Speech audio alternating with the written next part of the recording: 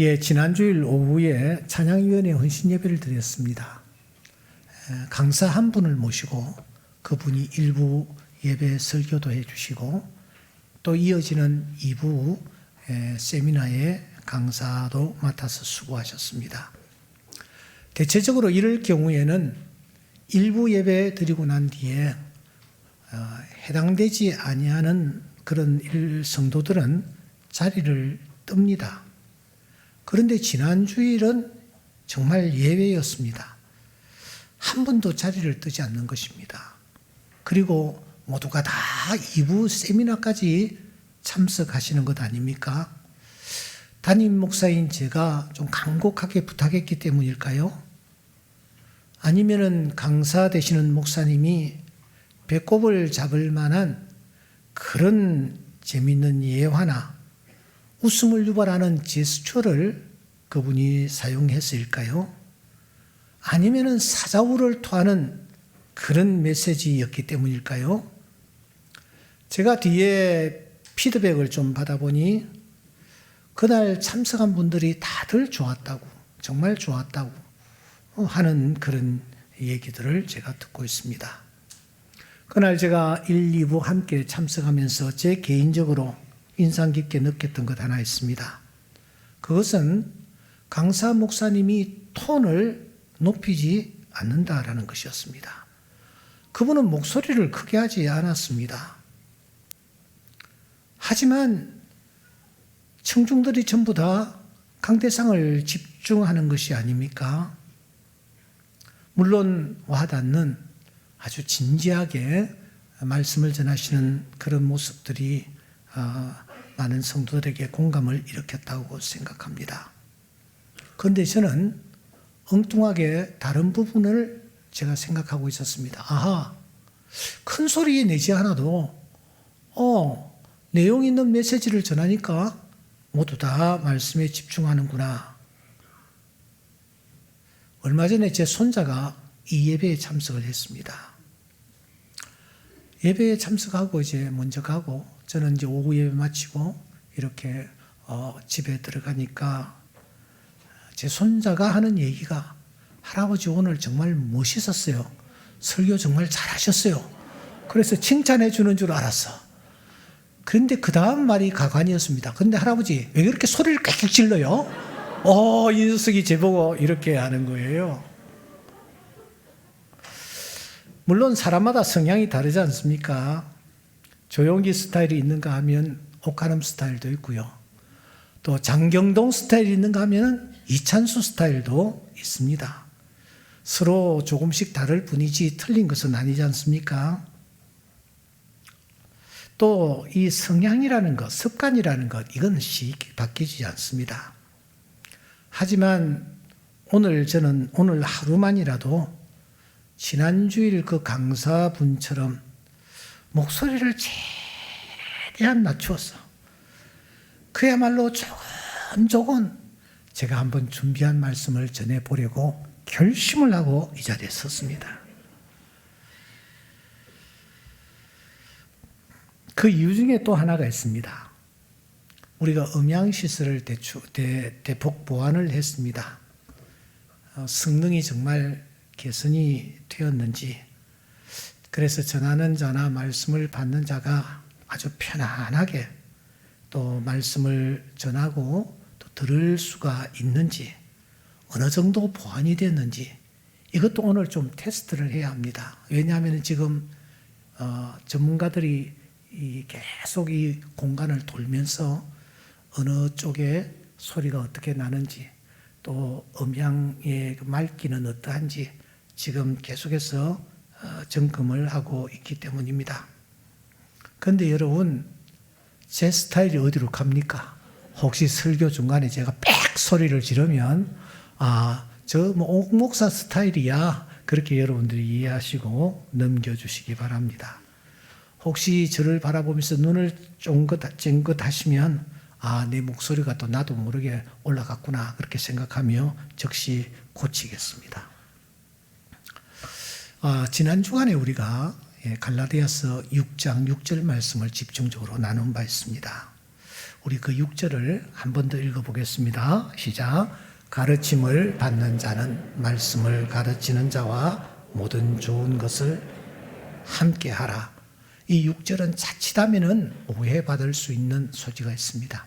아니, 반감을 살 수도 있는 그런 말씀입니다. 그래서 저는 목사가 된 이후 단 한 번도 이 본문을 가지고 설교를 한 적이 없다라고 말씀드렸습니다. 이번에도 정말 그냥 건너뛰고 싶었습니다. 그런데 여러분, 갈라디아서 강해를 쭉 이어가다 보니 이 본문 앞에 우리가 온 것입니다. 그래도 뛰어넘자, 이런 생각을 했습니다. 그런데 차라리 죽을지언정 내가 다른 사람들에게 폐를 끼치거나 대접을 받지 않겠다라고 평소에 다짐했던 바울이, 그 바울이 이 6장 6절 말씀을 하고 있단 말입니다. 이 말씀을 할 때에는 분명히 어떤 뜻이 있을 것이다 라는 생각에까지 이르게 되자 저는 한번 부딪혀보자 라고 생각하고 6장 6절을 들고 나왔던 것입니다. 여러분이 6장 6절이 어떤 뜻이 있었습니까? 먼저 우리는 좋은 것이라는 이 부분에 주목을 했습니다. 주님은 씨 뿌리는 자의 비유에서 이렇게 해석을 해주셨습니다. 씨가 무엇이냐? 말씀이다. 씨가 무엇이냐? 좋은 것이다. 그러니까 말씀이 곧 좋은 것이다. 그러므로 좋은 것과 함께하라라는 말씀의 깊은 뜻은 말씀과 함께해라. 말씀을 그냥 쏟아버리지 말고 말씀을 가슴속에 새기고 그 말씀과 함께하라.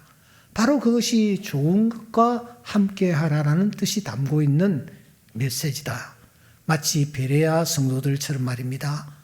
베레아에 있는 사람들은 데살로니가에 있는 사람들보다 더 너그러워서 간절한 마음으로 말씀을 받고 이것이 그러한가 하여 날마다 성경을 삼고했다.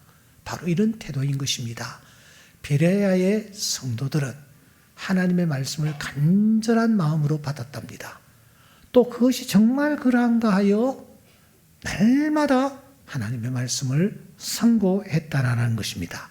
바로 이런 태도가 모든 좋은 것을 함께하라라는 말씀이 담고 있는 뜻이라는 것입니다. 또 하나, 그 좋은 말씀을 하나님이 누구를 통해서 주시는가 하는 겁니다. 초대교회는 제자들이 있었습니다. 이들을 통해서 하나님께서 말씀을 주셨습니다. 사도들도 있었습니다. 그리고 좀 지나서는 감독들의 이 말씀을 전했습니다. 그리고 오늘날에 이르르는 목회자라는 그런 자들이 하나님의 말씀을 전하고 있습니다. 좋은 말씀을 전해주십니다. 하나님이 목회자를 도구로 사용하신다라는 겁니다. 그러므로 사역자들이야말로 좋은 것을 전달하는 통로, 축복의 통로라고 할 수 있습니다. 통로가 있습니다. 그 통로가 막혀서는 되지 않습니다.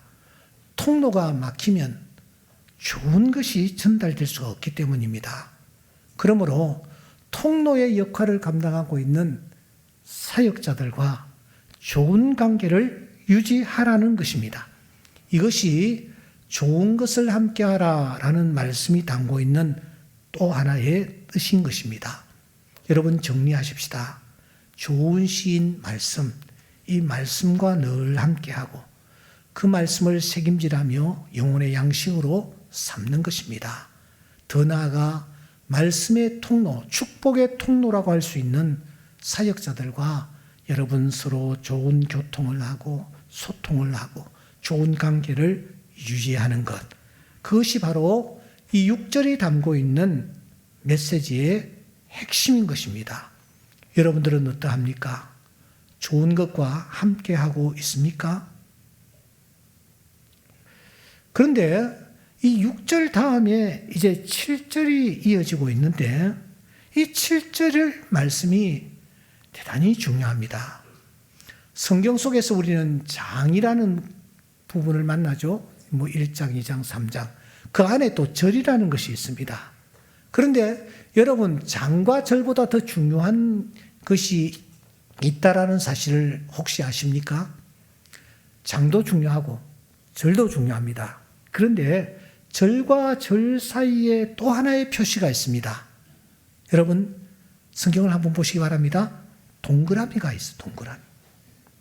갈라디아서 5장 25절, 6장 6절, 11절, 17절, 18절 동그라미가 있습니다. 이것은 이 단원을 구분짓는 표시입니다. 성경을 깊이 연구했던 우리의 믿음의 선배들이 지금 어떤 주제가 바뀔 때에 동그라미를 넣어서 이제 다른 주제로 넘어간다라는 것을 우리에게 알려주는 것입니다. 그런데 여러분, 6절과 7절 사이에는 동그라미가 없습니다. 그 어떤 표시도 없습니다. 그러므로 6절 이하는 쭉 이어지는 내용이다라는 것을 우리에게 알려줍니다. 그러니까 6절이 독립적인 구절이 아니고 7절로 이어진다라는 것입니다. 그러면 7절 그리고 7절 이하에 어떤 내용이 이어지고 있습니까? 여기에 보십시오. 반복되는 키워드가 눈에 들어옵니다. 그것은 심는다, 그것은 거둔다 라는 단어입니다. 사람이 무엇으로 심든지 그대로 거두리라 7절. 자기 육체를 위하여 심는 자는 썩어질 것을 거두고 성령을 위하여 심는 자는 영생을 거두리라 8절. 때가 이름에 거두리라. 무려 4번이나 거둔다 라는 말이 반복되고 있습니다. 분명히 거둔다라는 것을 강조하고 있는 내용입니다. 여러분, 이 세상의 모든 것 저절로 우연히 진행되는 것 없습니다. 일정한 법칙에 따라 움직입니다. 마치 시계의 톱니바퀴처럼 돌아가고 있습니다. 어떻게 계절이 이렇게 바뀝니까? 그 춥던 겨울이 지나가고 어떻게 봄이 찾아옵니까?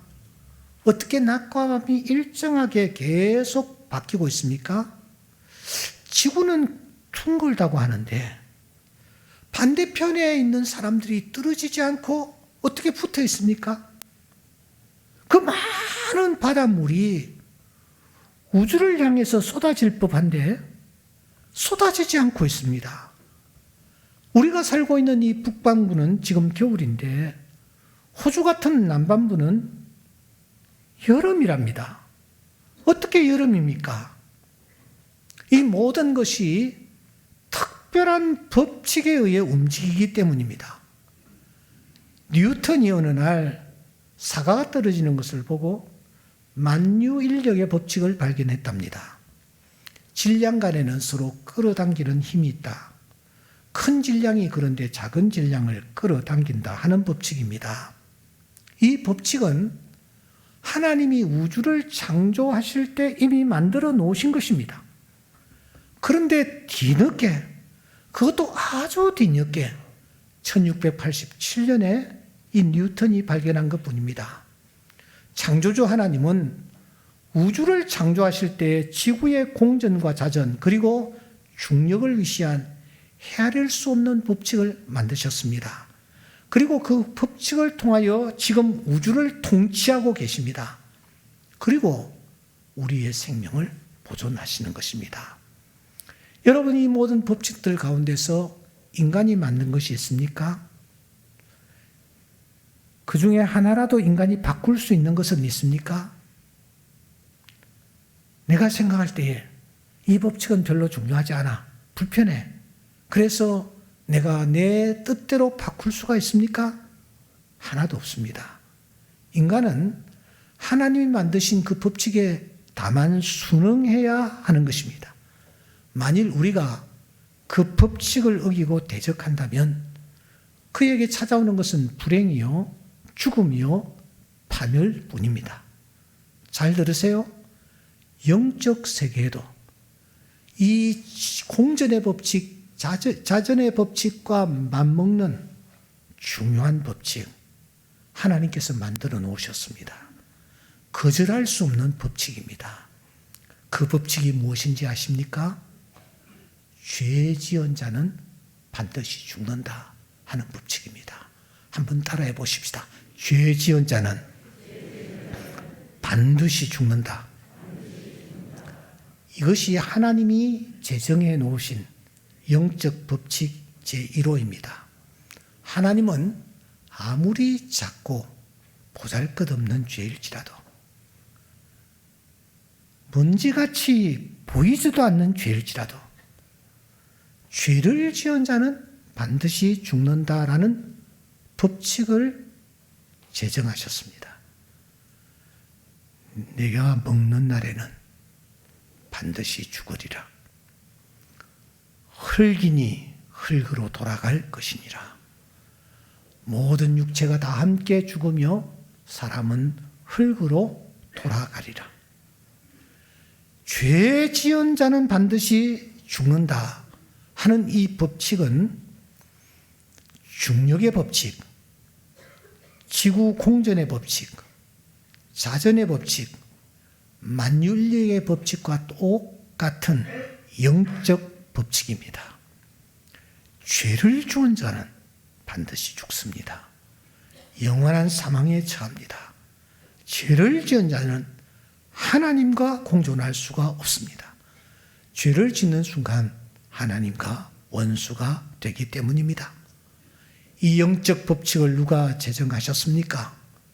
공전의 법칙을, 자전의 법칙을 아침에는 해가 뜨고 밤에는 지도록 만든 하나님이 만드셨습니다. 죄를 지은 자는 반드시 죽습니다. 이 영적인 법칙은 자연의 법칙과 마찬가지로 인간이 절대로 바꿀 수가 없습니다. 아무도 그 법칙을 바꿀 수가 없습니다. 이 영적 법칙을 하나님이 지금 무엇으로 설명하시는지 아십니까? 7절입니다. 다시 한번 읽도록 하십시다. 스스로 속이지 말라. 하나님은 업신여김을 받지 아니하시나니 사람이 무엇으로 심든지 그대로. 8절, 자기의 육체를 위하여 심는 자는 육체로부터 썩어질 것을 거두고 성령을 위하여 심는 자는 성령으로부터 영생을 거두리라. 이 썩어질 것이라는 번역이 마음에 들지 않습니다. 죽음이라고 번역해야 합니다. 뒤에 영생이라는 단어와 대비가 되기 때문입니다. 자기 육체를 위하여 심는 자는 육체로부터 썩어질 것, 죽음을 거두고 심음과 거둠의 법칙입니다. 사람이 무엇으로 심든지 그대로 거두리라.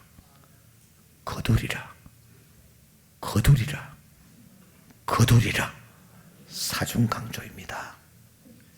예수께서 힘쓰고 애써 더욱 간절히 기도하셨다. 마찬가지로 예수님께서 그렇게 피땀 흘려 기도하셨다라는 것입니다. 그런데 바울이 여기서 말합니다. 거두리라.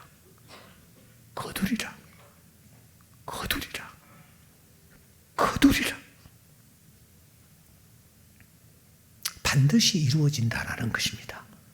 반드시 그렇게 된다라는 것입니다.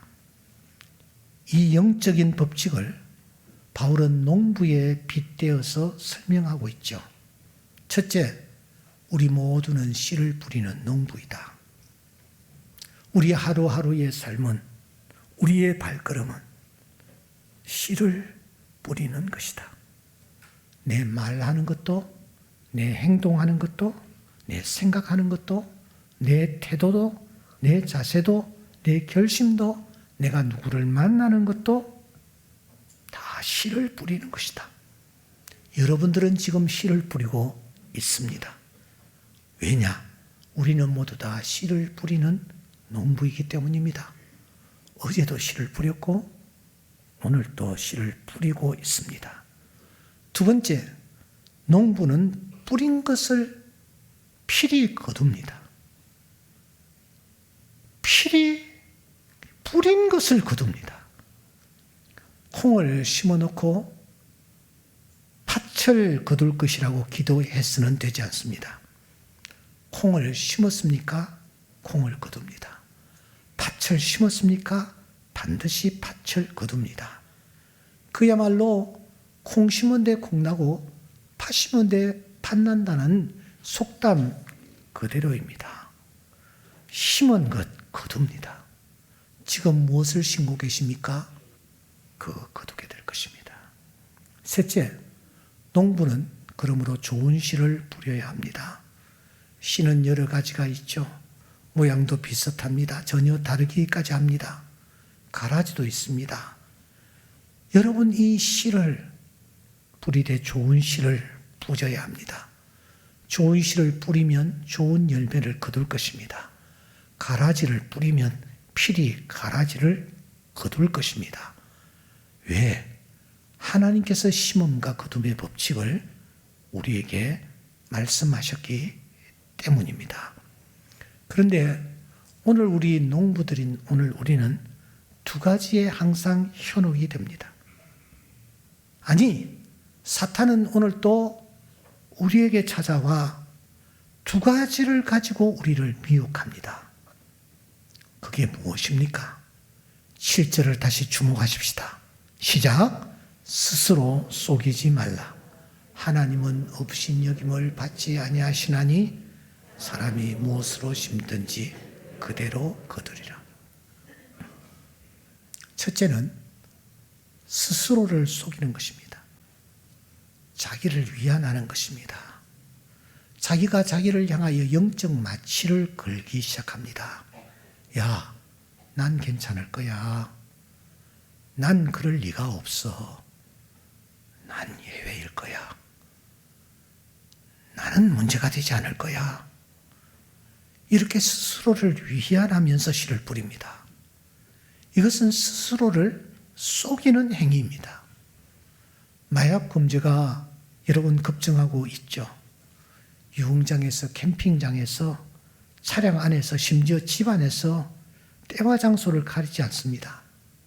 작년도에 2만 명 이상이 걸려들었습니다. 이렇게 가파른 증가세입니다. 이 모두가 다 스스로를 속인 결과가 아닐까요? 여러분은 나 스스로를 속이고 있지 않습니까? 나를 지금 속이고 있는 것, 그게 무엇입니까? 난 괜찮아. 난 괜찮을 거야. 이번 한 번만은 나는 예외가 될 거야. 이렇게 지금 속이고 있는 것, 도대체 무엇입니까? 둘째는 한 걸음 더 나아가 하나님까지 업신여기는 것입니다. 머커테리조라는 단어가 여기 등장합니다. 이 머커테리조는 코와 관련이 있습니다. 우리는 남을 놀릴 때에 양손을 이렇게 뺨에다가 대고 그리고 혀를 넣어서 그냥 그렇게 옆에 있는 친구를 놀립니다. 그런데 그쪽 사람들은 손가락을 가지고 자기 코를 돼지 코로 이렇게 만드는, 돼지 코 만드는 이 모양이 그 사람을 제일 멸시하고 조롱하는 행위였습니다. 머커테리조라는 단어는 바로 그런 뜻입니다. 코끝을 올린다. 옛날 성경에는 만홀히 여긴다 라고 번역을 했습니다. 저는 그 번역이 훨씬 더 좋다고 생각합니다. 조롱하고 비웃고 짓밟고 무시하는 이런 의미를 다 담고 있기 때문입니다. 최고의 놀림이기 때문입니다. 여러분, 자기 스스로를 위안하는 것에서 한 걸음 더 나아가 하나님을 무시하는 것입니다. 내 하나님이 어디 있느냐?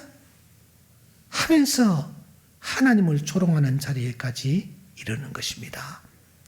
이렇게 스스로를 속이며 하나님까지 업신여겼던 자, 여러분 성경에서 누가 떠오릅니까? 저는 단박에 아간이 떠오릅니다. 그는 하나님의 명령을 똑똑히 들었습니다. 그럼에도 불구하고 자기를 속입니다. 하나님을 속입니다. 신할산 외투, 금덩어리, 은덩어리에 나는 괜찮을 거야. 들키지 않을 거야. 이번 한 번만, 한 끗만 하면서 이 아간이 행동하는 것입니다. 사울왕도 마찬가지입니다. 이 사울왕도 아말렉을 쳐서 다 진멸하라라고 하나님이 명령하심에도 불구하고 그의 눈에 살찐 짐승이 보였습니다. 은금 보화가 보였습니다. 괜찮을 거야. 이번 한 번만, 한 끗만 하지. 이제 한 끗만 하고 손 씻을 거야. 그러나 하나님이 보고 계셨습니다. 그리고 그에게 거두게 하시는 것입니다. 마지막 순간 그는 자기의 칼을 자기 가슴에 대고 스스로 목숨을 끊는 비참한 신세가 되고 만 것입니다. 아나니아와 삽비라도 마찬가지입니다. 그들은 하나님을 속이려고 했습니다. 자기를 속이려고 했습니다. 사도행전 5장 3절에 보시면 사탄이 내 마음에 가득하여 내가 성령을 속이고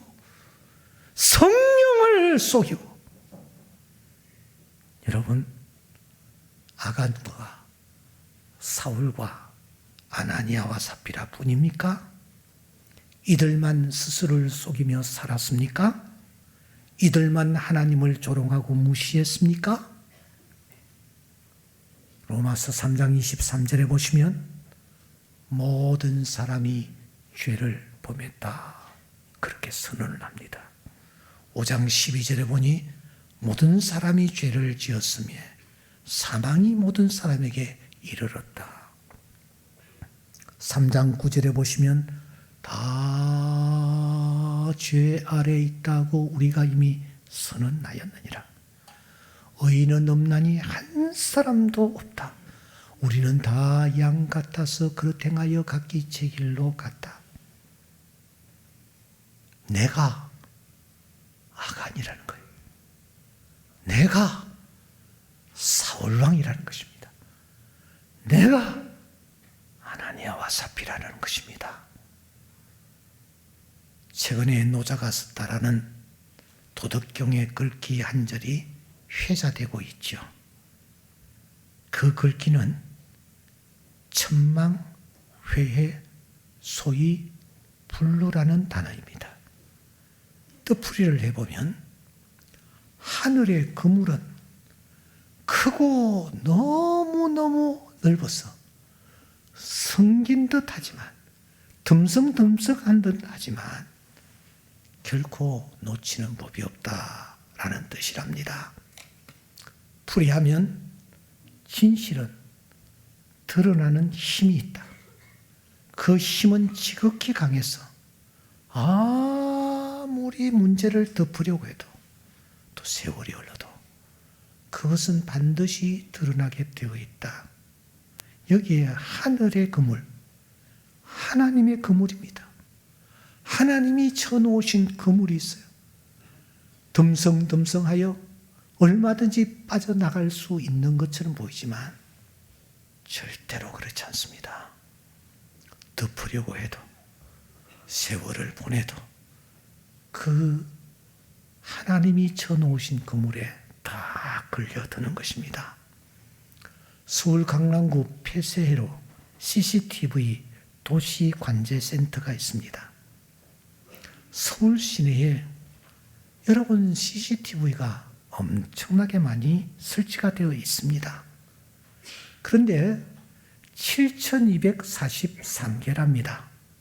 7,243대의 영상이 이 관제센터에 모두 모인답니다.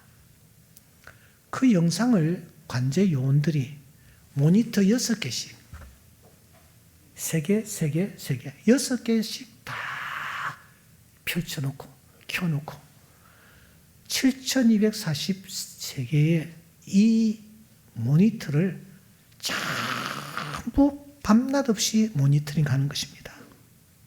그러다가 특이점이 보입니다. 그러면 경찰서나 소방서, 구청 상황실과 즉시 연락을 취해서 긴급 상황에 대처하고 있다는 것입니다. 여러분들도 하루에 수없이 CCTV 앞에 노출될 겁니다. 그때 그 TV를 보면서 여러분들은 어떤 생각을 하십니까? 아, 누군가가 지금 나를 지켜봐 주고 있구나. 안심이 되는구나. 그렇게 생각하십니까? 아니면 그 반대입니까? 주님께서 말씀하십니다. 감추인 것이 드러나지 않을 것이 없고 숨은 것이 알려지지 않을 것이 없느니라. 지으신 것이 하나라도 그 앞에 나타나지 않음이 없고 우리의 결산을 받으실 이의 눈앞에 만물이 벌거벗은 것 같이 드러나느니라. 내가 아간입니다. 내가 사울입니다. 내가 아나니아와 삽비라입니다. 그래서 성경은 말하는 것입니다. 스스로 속이지 말라. 하나님은 업신여김을 받지 아니하시나니 사람이 무엇으로 심든지 그대로 거두리라. 거두리라. 거두리라. 거두리라. 반드시 거두리라. 즉시 거두리라. 한 달 후에 거두리라. 1년 후에, 10년 후에, 내 생의 후반부에 이 그 시은 씨름에 상응한 열매 거두리라. 내가 거두지 아니하면 내 아들이 거둘 것이다. 내 아들이 거두지 아니하면 내 손자대에 거둘 것이다. 사무엘상 15장에 보시면 하나님이 아말렉을 진멸하라고 말씀하십니다. 완전히 죽이라는 것입니다. 하나님이 말씀하십니다. 야, 내가 아말렉을 진멸하라고 하는 이유를 아느냐? 사무엘상 15장 2절 말씀에 보시면 옛날 애굽에서 너희 선조들이 나올 때 이 아말렉 조서이 이스라엘이 가나안 땅에 들어가지 못하도록 방해했다. 막았었다. 내가 그것을 기억하고 지금 너희들에게 이 명령을 내린다. 아말렉이 조상이 뿌린 씨앗을 지금 거두게 하시는 것입니다. 그러므로 우리가 성령을 위하여 뿌린 씨앗은 염려할 필요가 없습니다. 신실하신 하나님이 반드시 30배, 60배, 100배의 결실을 거두게 해 주실 것이기 때문입니다. 문제는 육체를 위한 씨앗입니다. 육체를 위한 씨앗. 이 씨앗이 문제입니다. 구체적으로 어떤 것입니까? 여러분 성경 왼쪽을 한번 보시면서 갈라디아서 5장 19절을 찾으시기 바랍니다. 갈라디아서 5장 19절 우리가 뿌리고 있는 씨앗들을 열거하고 있습니다. 자, 19절부터 21절까지 천천히 눈으로 한번 따라 내려가 보시기 바랍니다. 천천히 내려가셔야 합니다. 너무 급하게 내려가지 마십시오. 그리고 나와 관련이 없다라고 생각하는 부분 있다면 여러분 진하게 지워버리십시오. 이건 나와 상관이 없어. 이건 나와 아무런 관련이 없어. 모두 15개입니다. 여러분 지워버리십시오. 나와 관련이 없는 단어가 몇 개쯤 됩니까? 몇 개쯤 됩니까? 우리는 이 씨앗들을 지금 뿌려왔고 지금도 뿌리고 있습니다. 씨앗을 뿌렸기 때문에 그 씨앗에 상한 줄기가 지면을 뚫고 머리를 내밀 것입니다. 그때 어떻게 할 것입니까? 이미 뿌려버렸는데, 이미 씨앗이 땅에 떨어졌는데 조만간 싹이 나고 열매를 맺게 될 것인데 어떻게 할 것입니까? 그 씨앗을 보며 이건 내가 뿌린 씨앗이 아닌데요? 이건 아니에요. 나와는 상관이 없어요. 그렇게 여러분 고개를 흔드실 것입니까? 내가 뿌린 씨앗, 내가 거두게 될 터인데 어떻게 할 것입니까? 방법이 있습니까? 이렇게 마음이 무거운 저에게 성경 말씀이 열리기 시작했습니다. 출애굽기서 10장 21절에 보시면 3일 동안 이스라엘을 위하여 흑암이 애굽에 내리는 것을 확인할 수 있었습니다. 여호수아서 10장 12절 이하에 보시면 태양이 머물고 그리고 달이 머무는 놀라운 일이 일어났습니다. 요한복음 6장 19절에 보면 예수께서 바다 위로 걸어가십니다. 마태복음 27장 45절에 보시면 온 땅이 어둠이 임하여 제9시까지 계속하더라는 것입니다. 여러분, 이것은 지구의 중력, 자전과 공전의 법칙이 잠시 머물렀다라는 말씀입니다. 바다의 사람은 빠지게 되어 있습니다. 자연계의 법칙입니다. 누구도 이 법칙을 변개할 수가 없는 것입니다. 그런데 하나님이 특별한 경우 하늘의 태양을 멈추시면서 달을 멈추시면서 자기 백성을 위하여 이 법칙을 잠재하고 계시는 것입니다. 그렇다면 그 하나님이 심음과 거둠의 법칙, 반드시 죽는 이 법칙을 하나님이 잠재하실 수도 있지 않는가 하는 생각에 이르렀습니다. 무엇으로 심든지 그대로 거두는 것이 하나님의 영적 법칙인데 말입니다. 그런데 그 법칙을 하나님이 잠시 잠재하실 수도 있다라는 것입니다. 어떻게 잠재하신다라는 거예요? 그때 제 뇌리에 이 말씀이 떠올랐습니다.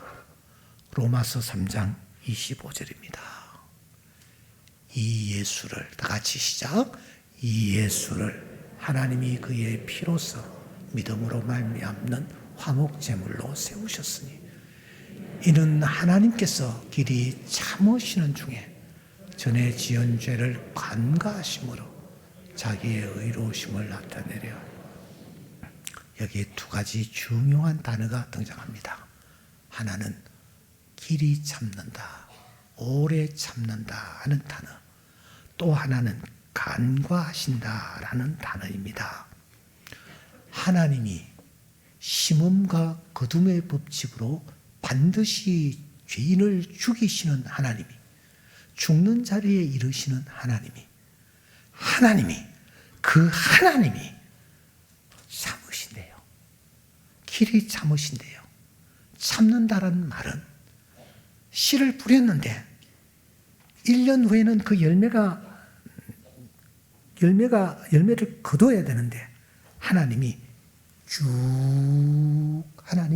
그 씨가 열매 맺지 아니하도록 하나님이 쭉 기다리신다라. 열매를 맺게 되어 있어요. 그런데 하나님이 그 열매 맺는 것을 하나님이 저 뒤로 미루시는 거예요. 간과하신다는 말은 더 중요한 말입니다.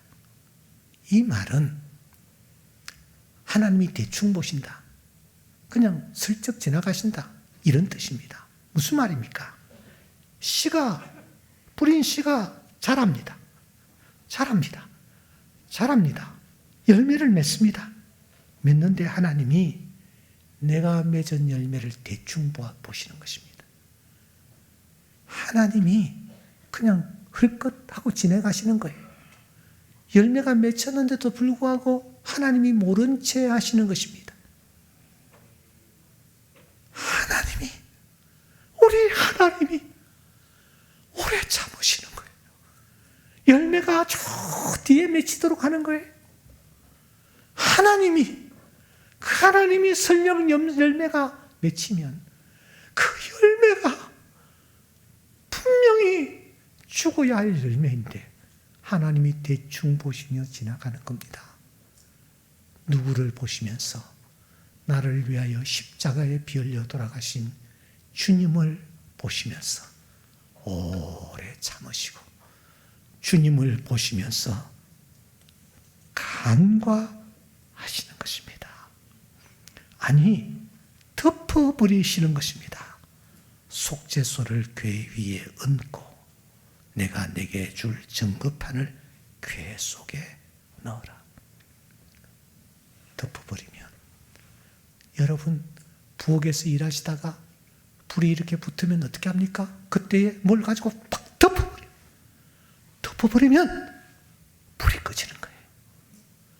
심판의 불이 나에게 붙었을 때 하나님이 그냥 덮어버리십니다. 하나님 눈에 무엇이 보이기 때문입니까?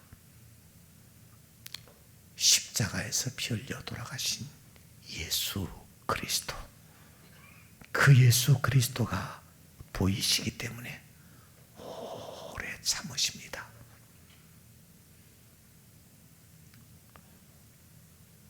여러분들이 어떤 씨를 뿌렸는데도 불구하고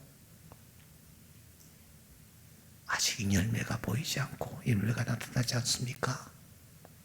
하나님의 심판이 임하지 않습니까? 하나님이 오래 기다리고 계시기 때문이에요. 하나님이 간과하시기 때문이에요. 하나님이 자기의 몸으로 덮어버리시기 때문입니다.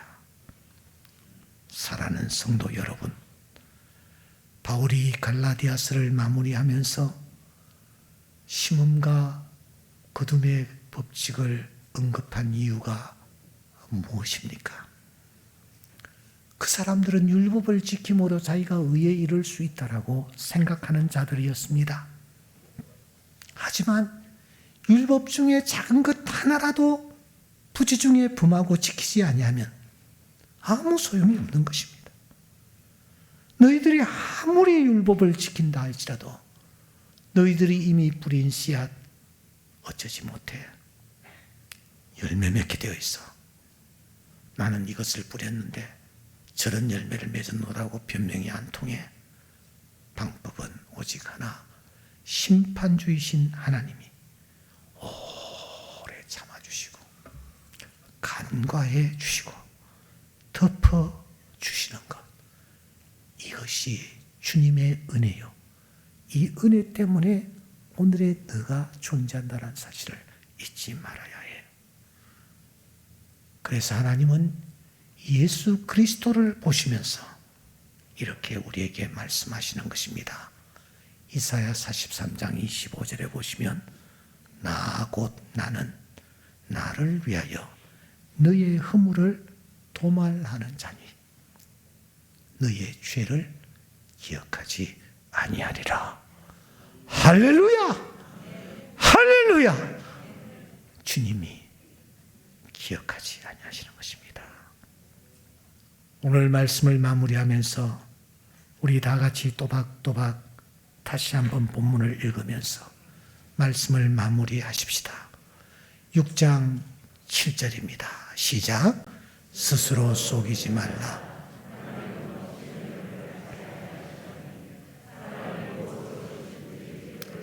자기의 육체를 위하여 심는 자는 육체로부터 썩어질 것을 거두고 성령을 위하여 심는 자는 성령으로부터 우리가 선을 행하되 낙심하지 말지니 포기하지 아니하면 때가 이름에 거두리라.